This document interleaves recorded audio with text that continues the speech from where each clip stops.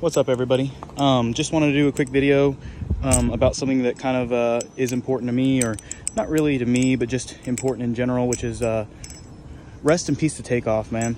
Not everybody here in my channel is a rap fan or knows who Takeoff is, but I just want to say rest in peace to him because, you know, the Migos in general were pretty big whenever I was in high school, especially towards like the later years. And I think sometimes, like, you know, it's just crazy to think about people that we associate times in our lives with passing. And, you know, Takeoff was always known to be the most chill, most laid back, most not problem starting, lowest ego one of the Migos. And I don't know, it's just crazy to think that he's gone now, man. And it just goes to show that that culture, you know, it turns its back on the artists. All that being said, you know, I hear a lot of people with no empathy on the internet and everywhere talking about, oh, well, what did he think was going to happen rapping about the stuff he raps about? And like, I get where they're coming from, but I think like that's such a toxic mindset, because you have to think, like, for example, if you're a ballad songer in this community, you can think about, oh, you know, some of you hate certain ballad songs and certain trainers just because that's what everyone else does. That's the culture. That's like the way that things go in this hobby. You know what I'm saying? And, sorry, my flipping's not the greatest. I'm trying to think.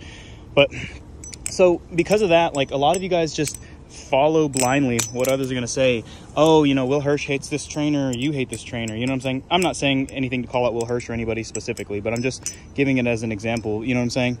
And so you guys formulate your opinions based on the opinions of others. And I think that is kind of like another parallel to what's happening in the rap world, which is like, these people, you know, there's a certain style that goes and there's a certain style that doesn't go. We know because of guys like Logic and all of them, like that lyrical miracle bullshit just doesn't work. Like nobody's liking that. You know what I'm saying? When was the last time you heard like a song like that where you were like, oh yeah, this is totally not cringe, you know? So all that's just to kind of say, like, sometimes the culture directs the artists, you know? And they don't have a choice. It's like the algorithm here, you know, the algorithm on YouTube tells you what you're gonna get. If I don't like recording only really short videos where I don't say anything, but those ones get the most views, so I do them. And it's the same thing with the rap music. We don't know whether the Migos, Takeoff, all of them, if they like that type of music or if they just make it because that's the culture, you know, and that's what gets the hits and that's how they pay their bills. You know, it beats whatever else, you know, being on the street, trapping, whatever, it beats all that, right?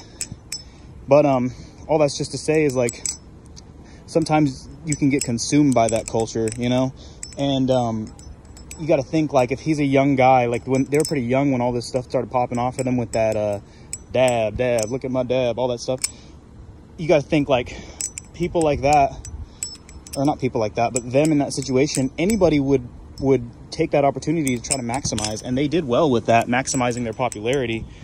But it came to a point where now they have an expectation, you know, they're in a community, a rap culture, where that's now their rappers, they have to live that lifestyle and propagate that lifestyle. And being that young and knowing the choices they had, of course they're going to pick the one that's more lucrative, the one that's better for them. So don't judge and be like, well, he talked about shooting and killing in all his songs because, so it's only a matter of time before that lifestyle catches up to you. It's like, yeah, you're right to a certain extent, but you also have to have some empathy and realize that it's not like he necessarily chose that life. Ow. Everybody talks about how he was the chillest of all of them, you know what I'm saying? The most laid back. And so a lot of the times in life you can learn a lot by thinking about the types of situations that other people are in, and then thinking about, well, how would this fare if it was me instead? You know what I'm saying?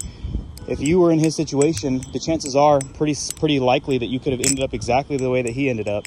But all of that is just to say rest in peace to Takeoff, man. Have some empathy, you know, think about how short life is, think about, you know, the message that you spread.